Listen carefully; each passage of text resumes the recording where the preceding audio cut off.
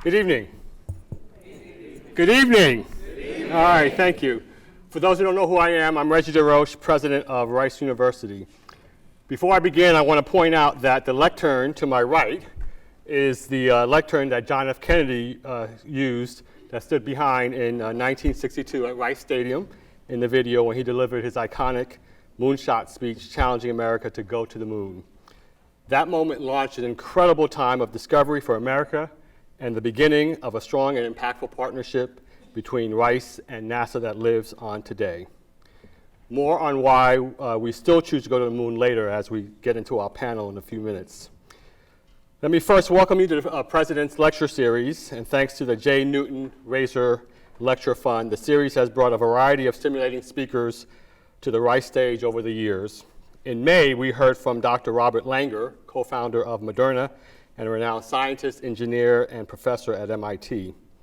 Tonight, we are truly excited and honored to host a leading American scientist, inventor, entrepreneur, and author known for pushing the boundaries of what's possible, Astro Teller.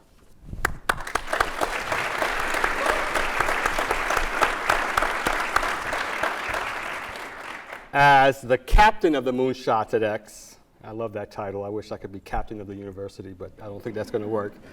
As captain of the Moonshots at X, the Moonshot Factory, formerly known as Google X, he leads teams on a mission to invent and launch breakthrough technologies that tackle some of humanity's toughest challenges. Before joining the Moonshot Factory, Teller founded and grew several technology companies. He holds numerous US and international patents in both hardware and software, and has authored 3 books exploring the intersections of science, creativity, and the human spirit. A former Stanford University lecturer and a sought-after global speaker, Teller inspires audiences worldwide to dream bigger and take smarter risks in pursuit of a better future. Please join me again in welcoming Astro Teller.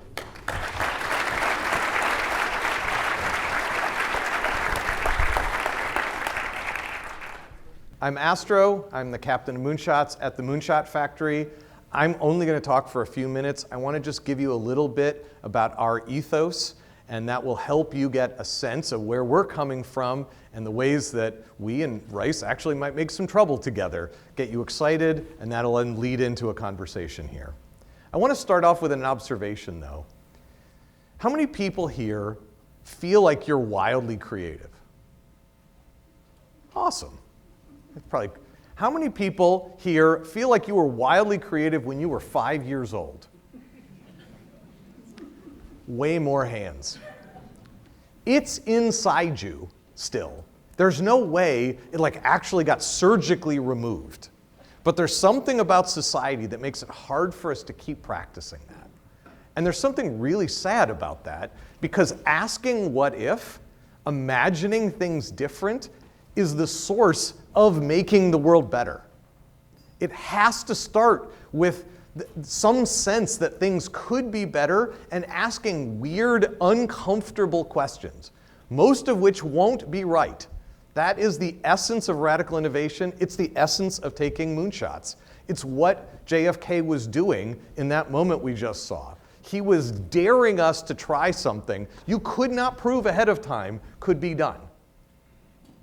And that makes a fire in all of our hearts when we hear that from somebody else, but it can only happen if we set that fire in ourselves and in each other.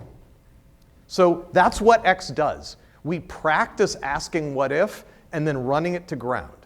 And we do it with the equivalent of the scientific method, just repurposed for innovation. That doesn't mean that there's no rigor, but we start off with imagination. So our job is to find opportunities to use technology to make the world a radically better place. We call ourselves the Moonshot Factory because we're trying to balance 2 things, like I just alluded to. On the one hand, we want to have moonshots, incredibly high audacity, that what-if spirit, a sense that anything is possible, or might be possible at least. But then also to be a factory, because the truth is, if you want to take moonshots, it's easy. It's really easy if you don't care about efficiency. You just get a huge bag of money, you throw it at a bunch of high energy people, you will get a moonshot or 2. It's just not worth it. Could you systematize the process? Could you keep the magic in the building, but find ways to have enough rigor and guardrails that it would shape and direct the crazy so that it harnessed the crazy for the benefit of humanity? That's what X is trying to do. So this is what we call a moonshot. Notice, this is not a business plan. It doesn't say money anywhere on here. Our job is to make enduring businesses in the end. That's our goal. It's our only mission. Not publishing a paper, not getting a patent. We do some of that stuff along the way, but making an enduring business is our ultimate goal. But at the beginning, huge problem with the world that you can name and want to resolve. Science fiction sounding product or service that no matter how unlikely it is you could make it, you can describe it and we could all say ahead of time, okay, fine, if we made that, I believe that would make the huge problem go away. And then 3, there has to be some kind of breakthrough technology that you imagine makes it at least possible that we can make that science fiction sounding product or service. That does not mean we're done. That is not a finished moonshot. That is a moonshot story hypothesis. Now we can go try to beat the crap out of that idea, because most crazy ideas won't work, and that is totally okay.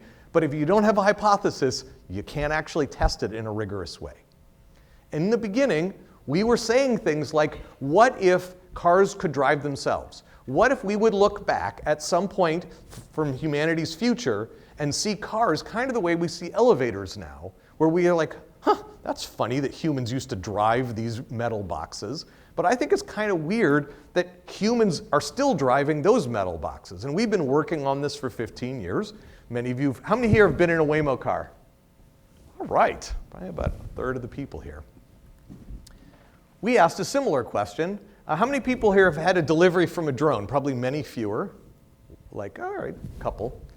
I guarantee you within 24 months, you will have as many hands in the room as for Waymo. Really excited about this. But we said about 12, 13 years ago, why is it that we use these huge vehicles, all that danger for pedestrians, all that noise, all that pollution, just to bring you a burger, just to bring you, or have you go to the store to get some Advil? That's nuts. We can definitely do better. And that's where Wing was born from. We are always asking questions like, what if your pants could help you move? So, I've described our ambition. The way it works, again, is we start with a lot of ideas. We start more than 100 moonshots every year. That's not just all the things we think about. That's things we've thought about enough that it gets a code name, and we start to track how much money we're spending on it. Even from that point, if you look at the 100 or more things that we start every year, and you go forward about 5.5, 6 years, there will be 2% of them left. That's what happens when you're constantly introducing the factory to the moonshot, when you're introducing evidence-based information gain thinking to that what-if process. So you see us here constantly winnowing down what we have and doubling down on the things that work the best. You've probably heard of many of our graduates. We talked about Waymo and Wing just now, Verily, the life science business for Alphabet, and I'm happy to talk about many more of these. Sometimes we take the things that we've made, probably the one that many people in this room would know well is Google Brain. So that caused a lot of the modern explosion of machine learning that we are all in the middle of right now that started at X. So quite a few things that you may associate with Google actually started at X at some point. And sometimes we take things and decide that their best expression is on the outside, not inside of Alphabet. So we spin them out as independent businesses, and I'm happy to talk about these some more as well. We have lots of current moonshots. I put 4 up here that we're excited about. One in predicting what's going to happen in the near to medium future for the natural world. One, our moonshot for circularity. One, our moonshot for helping the electric grid sort of move into the 21st century. And one on helping move biology from being a science to being an engineering discipline. Happy to talk more about those if that comes up during the time. Just a quick note, if you're interested, X has created a podcast series so you can meet the inventors behind all of the things I just started to name and many more. and hear about their trials and tribulations, not just the stuff that worked, but the things that didn't work. Because the truth is, innovation is a deeply messy business. And hearing from the people who went through it, how it actually is that Google Brain came to be, that Waymo came to be, that Wing came to be, and about a bunch of the things like Loon, our stratospheric balloon project, that is no more. How did that end? Why did that seem like a good idea in the beginning? You can hear about that in the podcast. Also, if you're interested, there is now a master class certificate program where you can get a whole class series and get a diploma at the end on innovation, which is taught by myself and a bunch of other Xers. I would suggest let's scoot our chairs forward and have a discussion.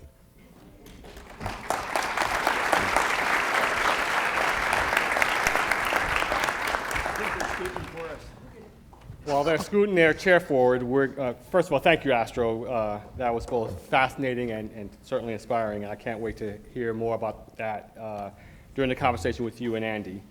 So I want to introduce Rice alumnus and Rice parent, Jenny, Andy Karsner. Andy is a dear friend and an energy industry leader, advisor to X and the Moonshot Factory, and former U.S. Assistant Secretary of Energy, who, while serving from 2005 to 2008, was responsible for R&D programs and the oversight of national laboratories. He was a key figure in passing foundational federal energy policies and a principal U.S. representative in U.S. climate change negotiations. Andy will join Astro in a panel discussion about why we still choose to go to the moon, innovation for today's challenges. Please join me in welcoming Andy. Thank you. Back to Rice.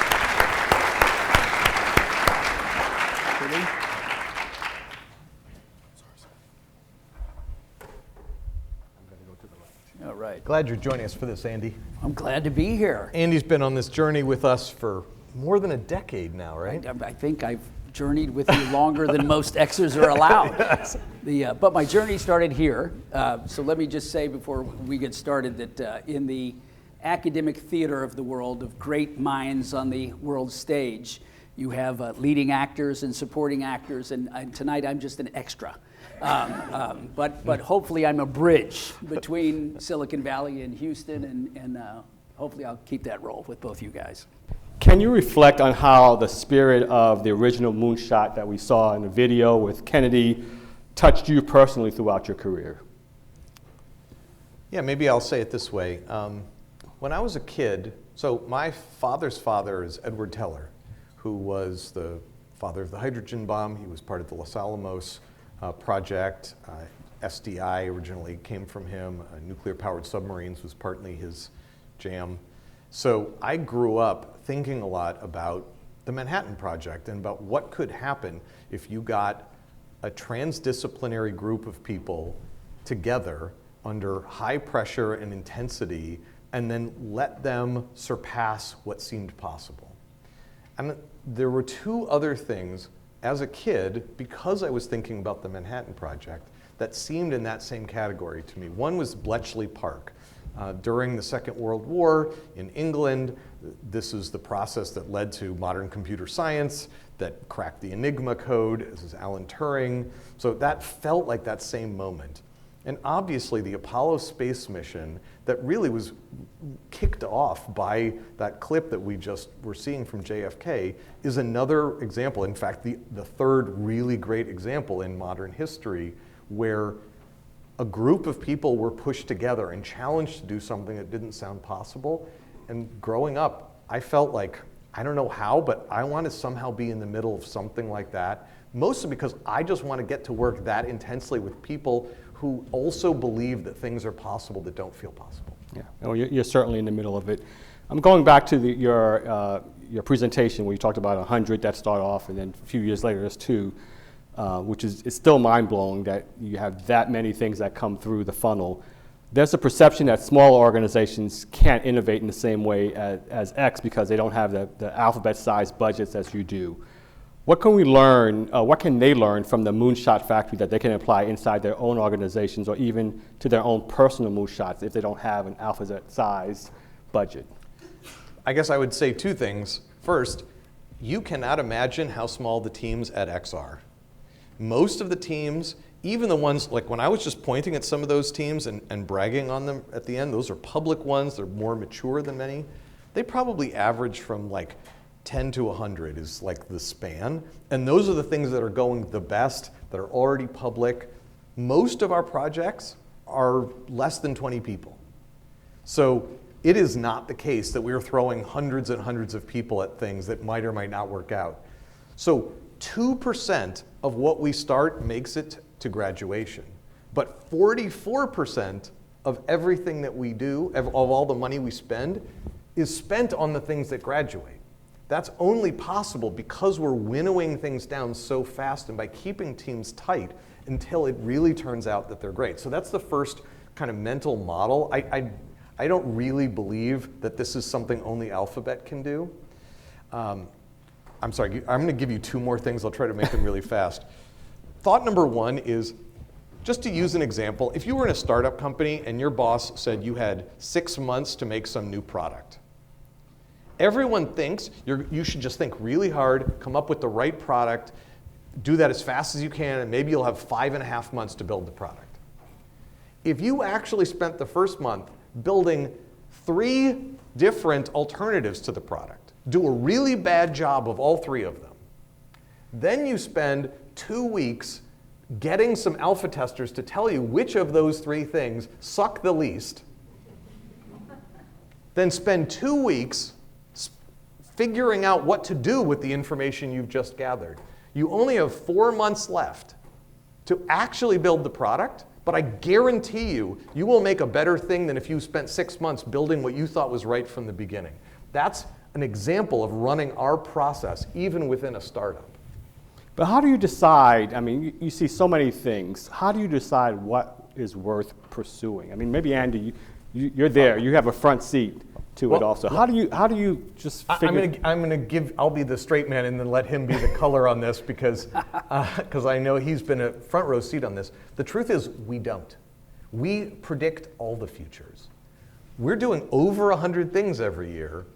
As long as, if you work at X and you can propose something that has the structure of a moonshot story hypothesis, we'll start it because we're going to see how fast we can kill it. We're not going to go ruinously far down that version.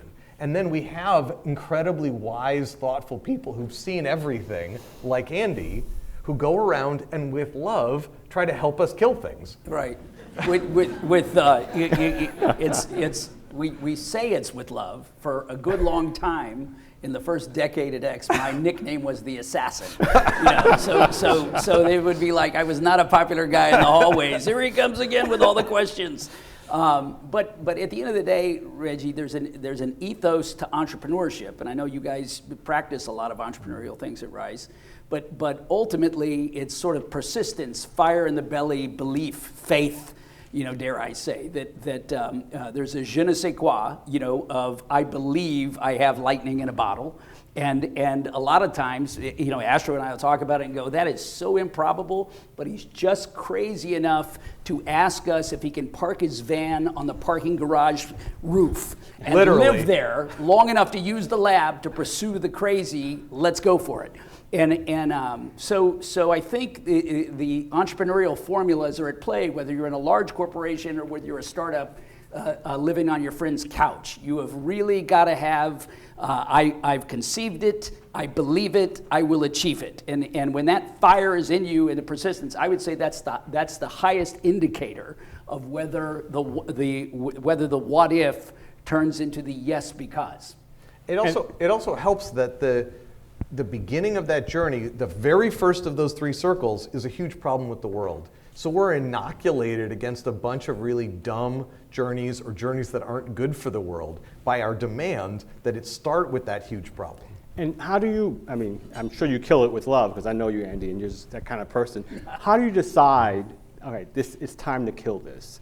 And part 2 to that, there must be examples of things that you've killed, but boy, something grew out of that ended up feeding something else. A good question on both fronts. It's always a debate. In fact, there's a constant debate But you're never going to survive at X if your ego and your audacity is insufficiently balanced with your humility and your essential yearning to learn. Because it's only learning iterations, hopefully fast. In other words, failure is not a mode that we go, well, they got one hit, we may not promote them. It's the opposite. If you have sufficient self-actualization to say, this isn't going where I thought it would, can you repurpose my intellectual capital, you'll get ahead further faster. So to some degree, there's a self-imposed Darwinian exercise on people's idea into action, into results that are measurable. And we have a constant vetting through that process. And then there's a collective exercise of evaluation of not just the personal characteristics of who's driving it, but of the essence of the goodness they've achieved through milestones. In terms of things that have died on the cutting room floor, I think we've gotten really good at, although I'd say for the first 5 years it was very binary. You're going to be a moonshot or you're going to die.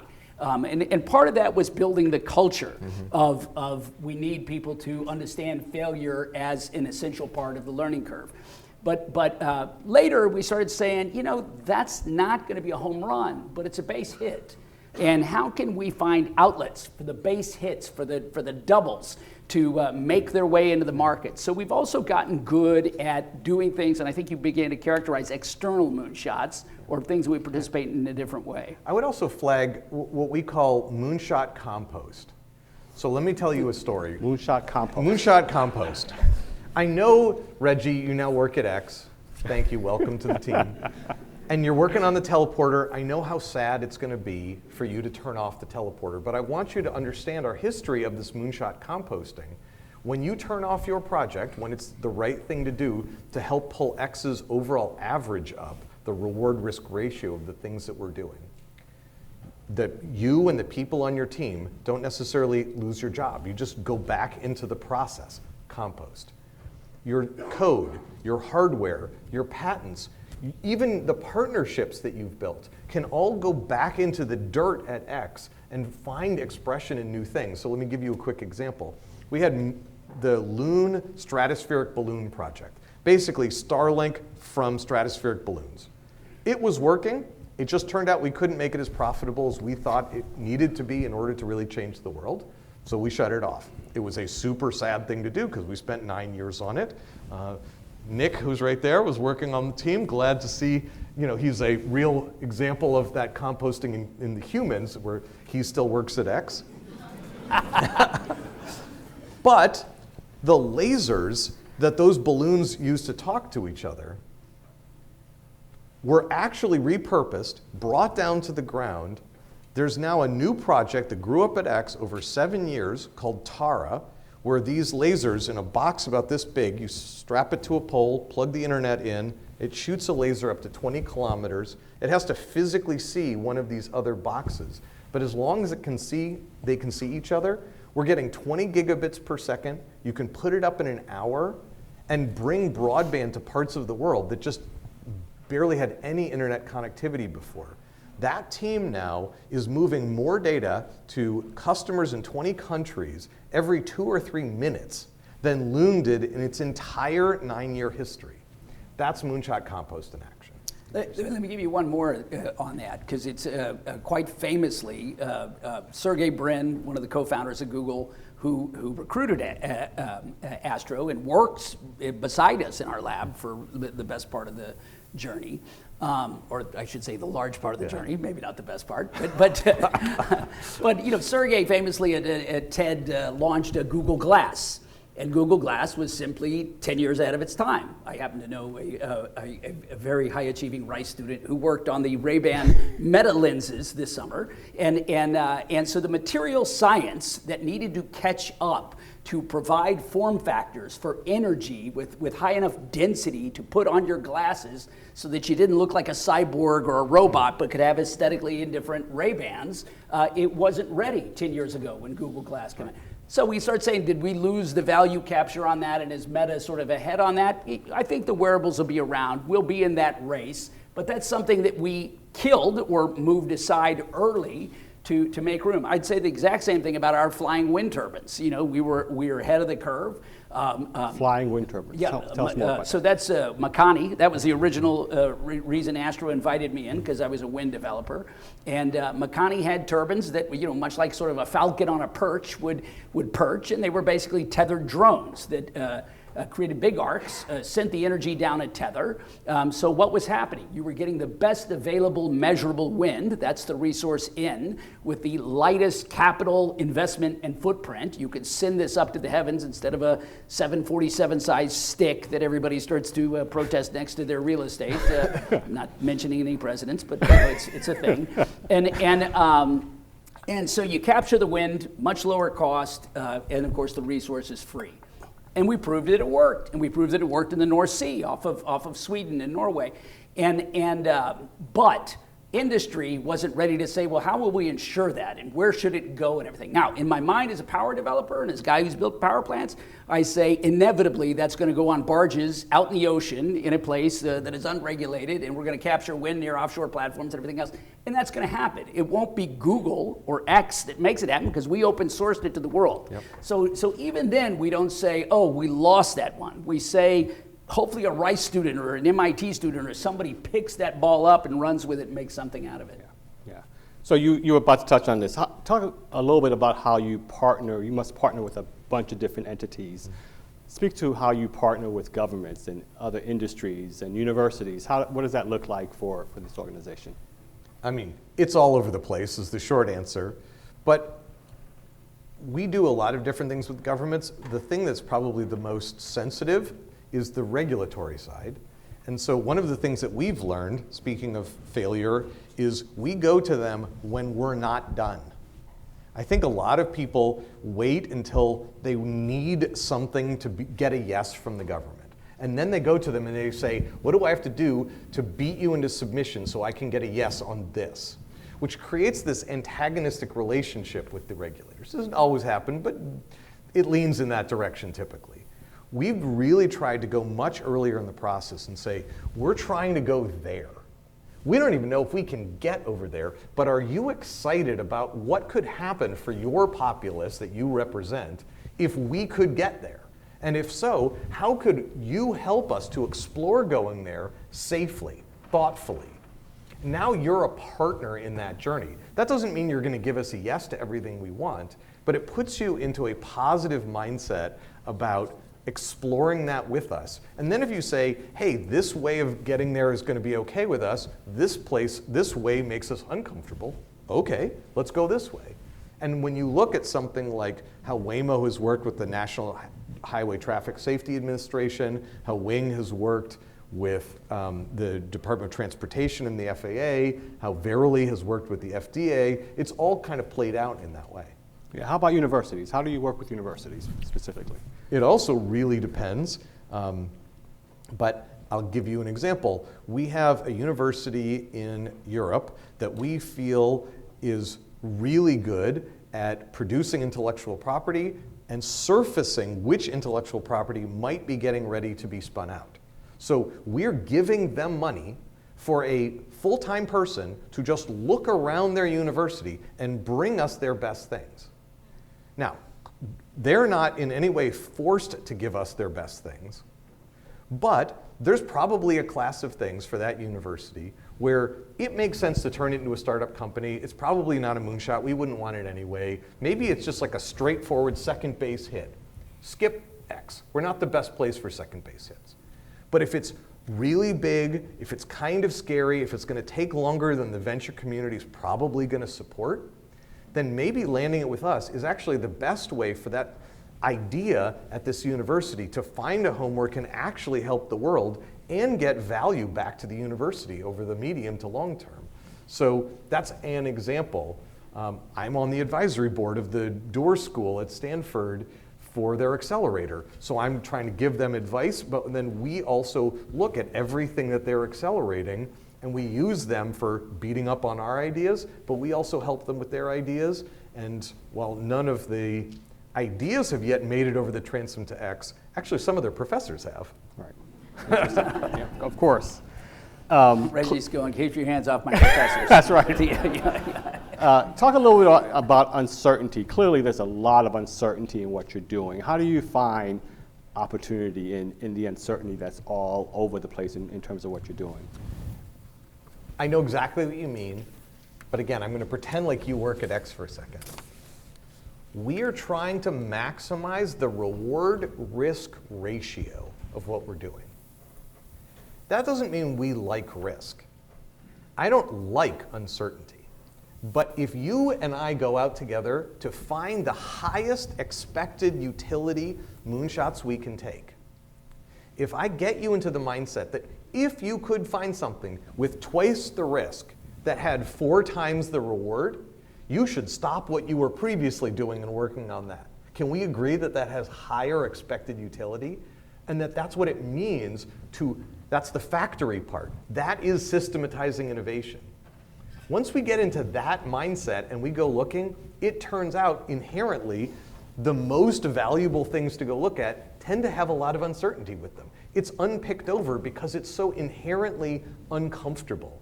And so a lot of what X is set up for is to make you feel not stupid about spending your time on something that probably won't work.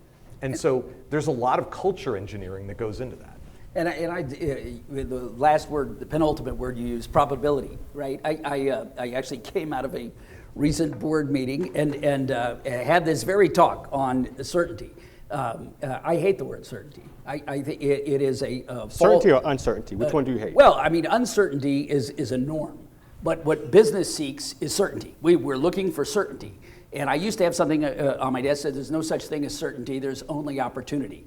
And what's in between is predictability and probability. And functionally, what we're doing at X through our process, you used to call it card counting. Functionally, we're working through the probabilistic odds of something coming to fruition by a bunch of ingredients on the table that we're trying to form a recipe out of.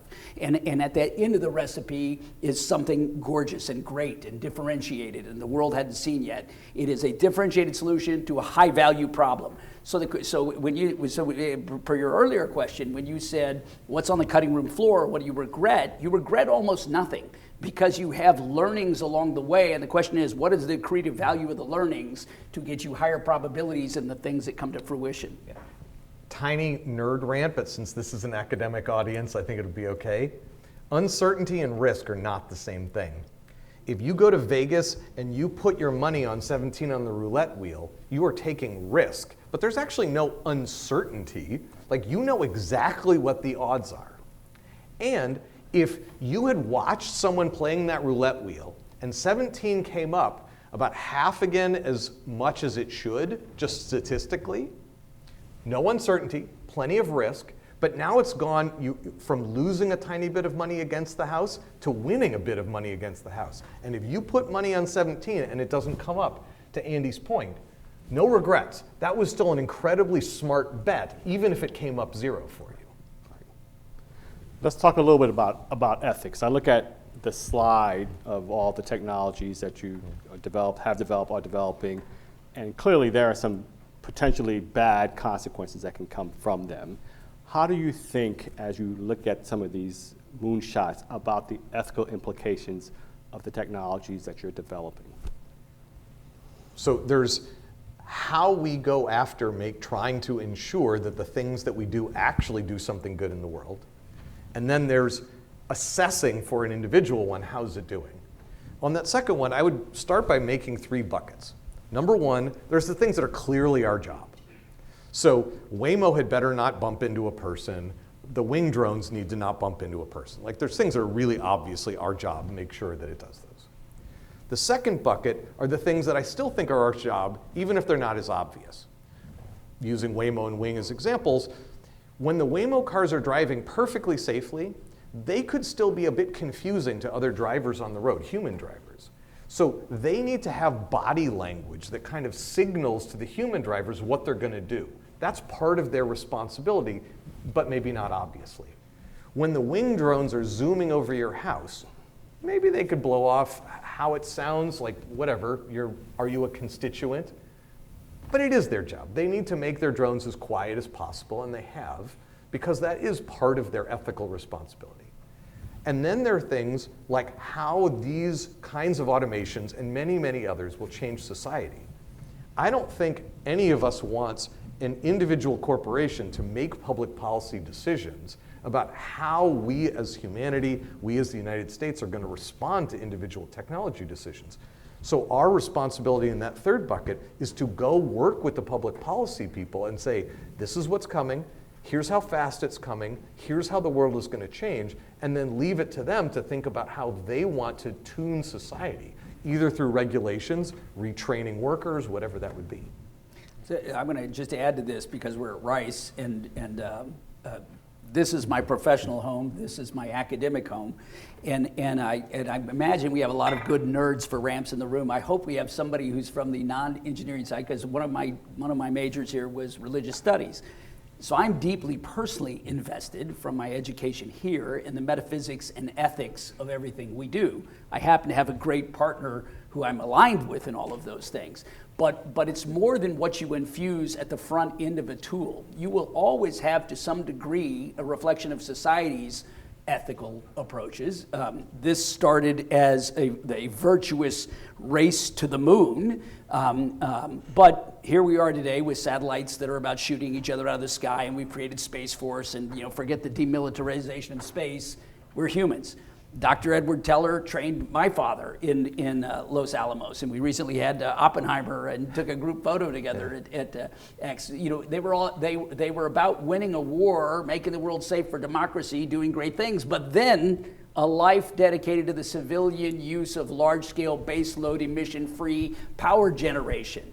Well, how'd that work out? We've still got nuclear weapons everywhere, and the planet's frying, and we can't figure out how to create more goodness out of splitting the atom than badness that we're still competing for. How do we destroy each other several times over? We're 75 years beyond that experiment. So we have a way of twisting our tools poorly, and as we've talked about before, a hammer is something that you can share with your neighbor and act as a carpenter and build shelter, or it's a murder weapon.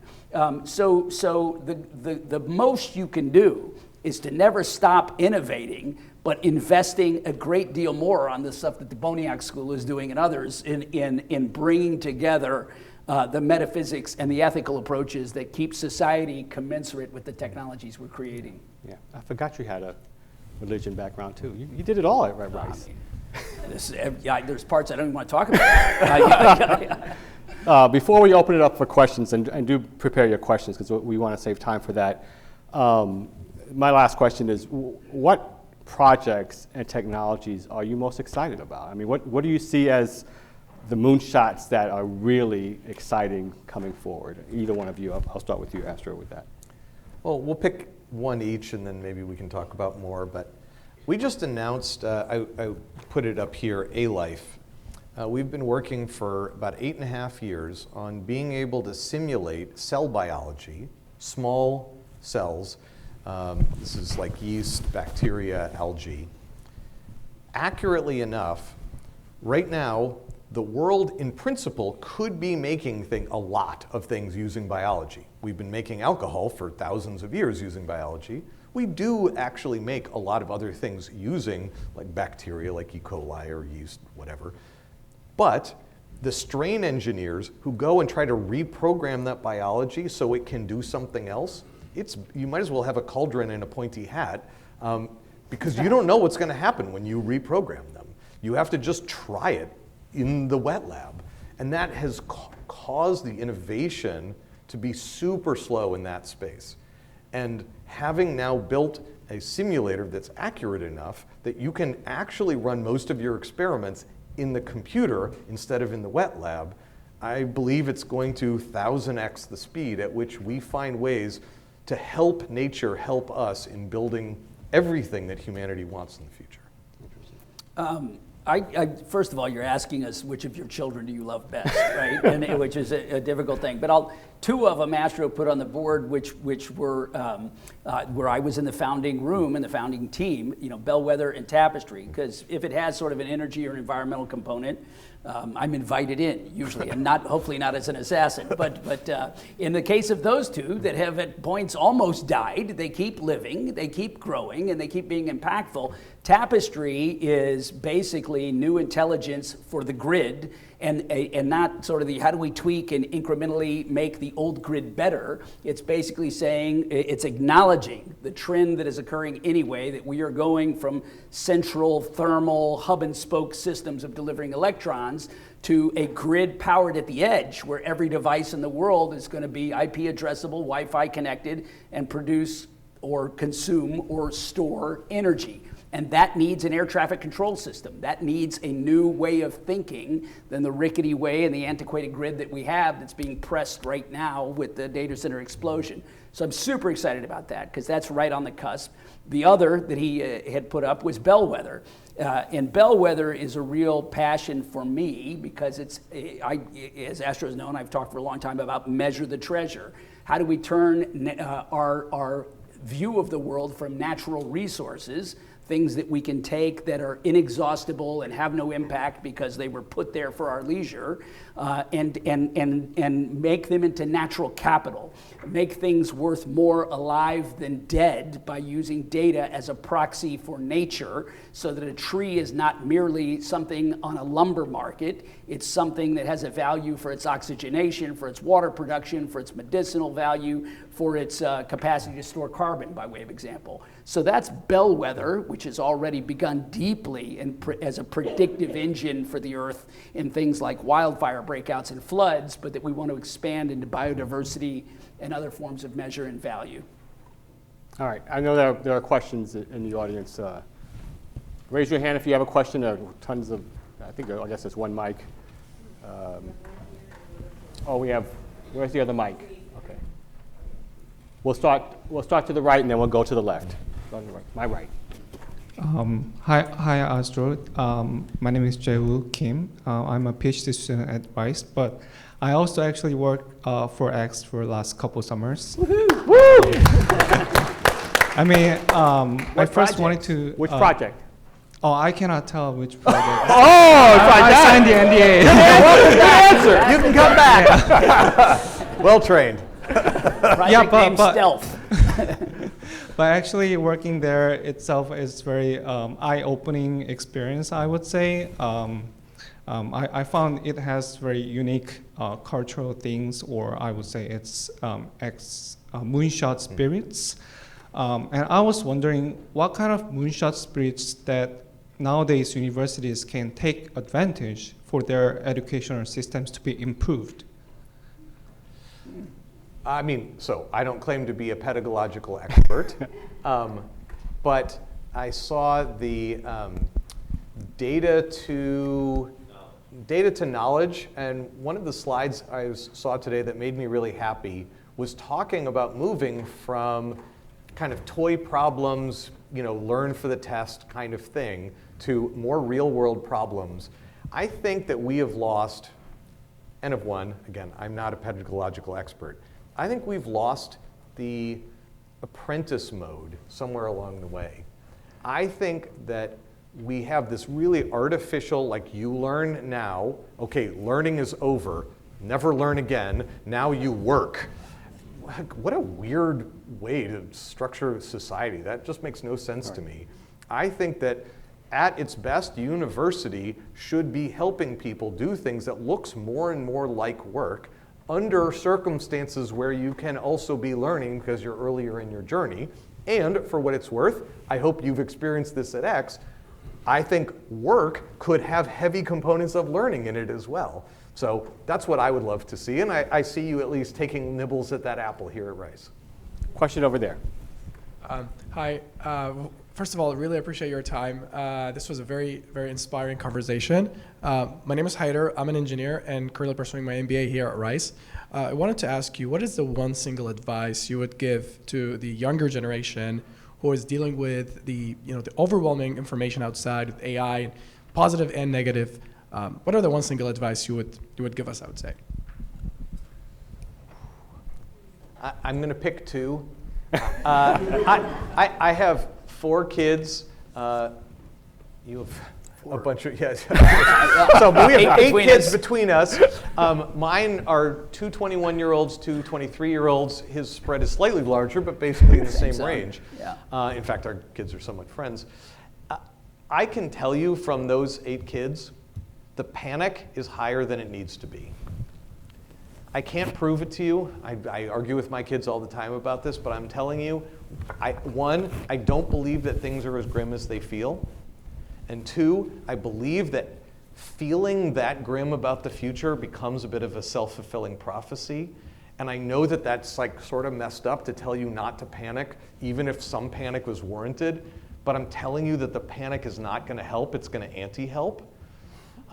But the other thing I would love to embed in people's brains is what you learn about yourself, your own humanity, what makes you tick, like how you built your personal operating system from when you were 5 years old. That is actually the work. Understanding electrical engineering or computer science or biotech, sure, do that also. But people invest so little for so long in how they work as humans. And people waste an enormous amount of their lives very slowly rediscovering all the ways that they're like shooting themselves in the foot over and over again because they haven't spent time on that operating system. So I would strongly encourage people to be on that learning journey and not just think of it as like, work on the intellectual stuff, I'll get paid, it'll all be okay. Did you want With that? Yeah, yeah. Yeah. I'll also take 2 since I got 4 kids. One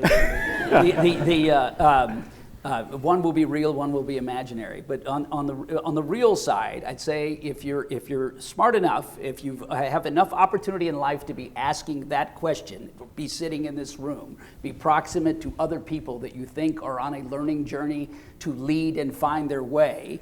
The first thing to do is to be sufficiently self-actualized to know that dopamine stimulation through a small device is not real, okay? And that means, I would say, go to nature. Nature is where most answers are and always have been. So we work in tech. We build and devise things that we want to make humanity better at, symbiotically with the natural world. And out there you will find chemistry, you will find physics, you will find biology, you will find organizational behavior, you will find the solutions. Oh, I don't blame you. I think that was the meta guy. It was, Totally. Yeah, definitely somebody operating Instagram did not like the dopamine comment. But so I'd say keep it real. It's hard when people are growing up with the devices to recognize you're in a real world and need to be grounded. The second thing is imagination. Okay, so going away from the real, and separating it out, I'm going to take the blame and credit for asking Rice to bring up this podium. And it was a very, very specific reason. When I was 8 years old and went with my father to Johnson Space Center in the days before the big Disney-esque tour was there, and you could just walk around these government buildings and got to Building 30 Mission Control, they had this podium there behind a display. And my father was explaining it to me, and the guy said, well, the podium belongs to Rice University. It's on loan. It's on loan here. And I said, well, what is that about? And it's because I found out Rice owns the land that the Johnson Space Center was built on, and there's a whole symbiotic history there. And I thought to myself, as an 8-year-old who was drinking Tang, and trying to eat dried foods and become an astronaut in my head because they had the little vehicle that the guys had driven on the moon the same year, et cetera. I thought to myself, that must be a cool place, this Rice University and so forth. I tell you that story because my 8-year-old imagination is actually the person who Astro hired. I've mainly worked for myself in life as an entrepreneur. I've only otherwise worked for the President of the United States, Lorene Jobs, and the captain of Moonshots. And my criteria, the captain of Moonshots, is go find your 8-year-old imagination. So those two things combined, go seek nature and be grounded in the real world with your device off long enough to be in touch with who you are and who you want to be, and never let go, be a vigilant guardian of your inner 8-year-old's imagination is what I tell everybody pursuing the world. I love that. We got one back there. That's awesome. Awesome. Hi, I'm Lisa. It's 2050, and tell me how the human experience looks like. Oh my gosh. How do we communicate? Is communication telepathic? Can we communicate with each other using just energies? What are your thoughts on the most futuristic things that You're laughing like that's a fit the project right now you're working on, moonshot? huh? I can't say. Maybe it's a project we're working on. First of all, kudos to you for starting the question that way. Like both great communication, but also like a nice what if, that imagination, like it's 2050. So I get asked all the time as though I'm some predictor of the future, and I deeply believe no one, myself included, can predict the future. But let me tell you a few things that have turned out to be true over and over again when people try to predict the future. Number one, we over-predict the immediate future, like the AI hype that's going on right now. We under-predict how much technology will change our lives in the sort of medium to long term. So count on the world being weirder and more different on at least some fronts 20 to 25 years from now, as you're asking, than you think. It will be more different with respect, for example, to artificial intelligence. A whole bunch of things we haven't even imagined yet.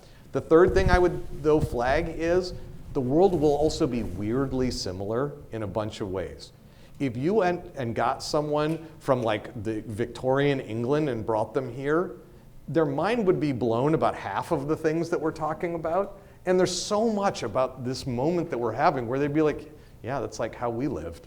So I think the world might be less different in 25 years than you think in terms of what it means to be a human. Great. Yeah, I just say also art imitates life a little bit, right? So sort of enjoy what you think is coolest and try to work it into coming to being. My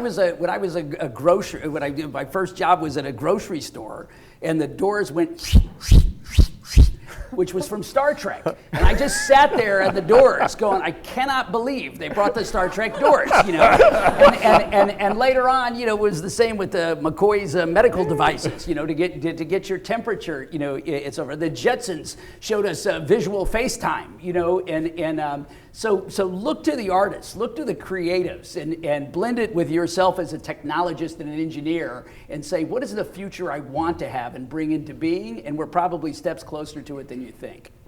All right, we have time for one last question.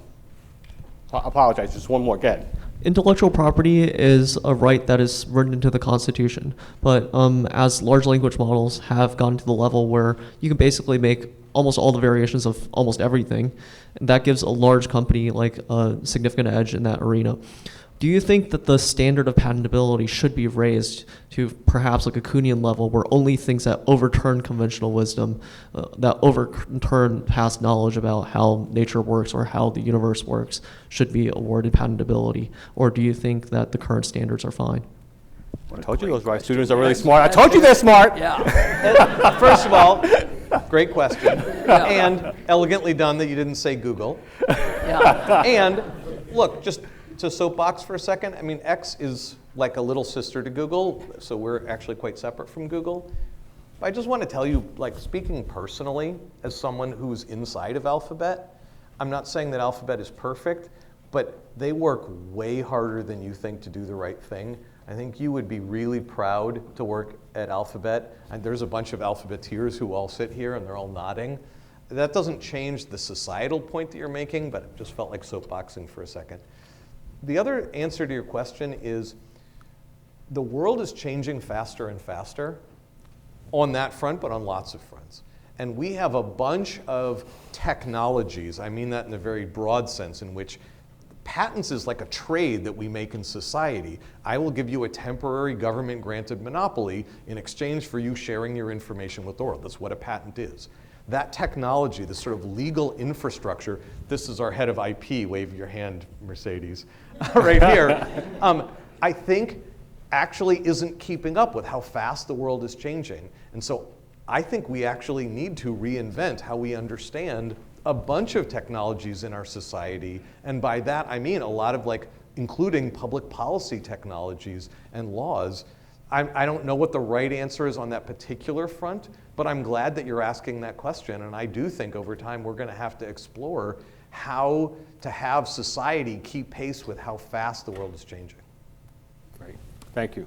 I'm going to close it out for you. I'm sure you have something to say. No. No. All right. Let me close this out. And first of all, thank all of you for being part of this remarkable program.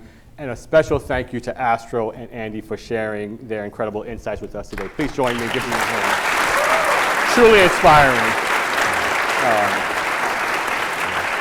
You clearly have inspired the entire audience with your comments and your talk about the future.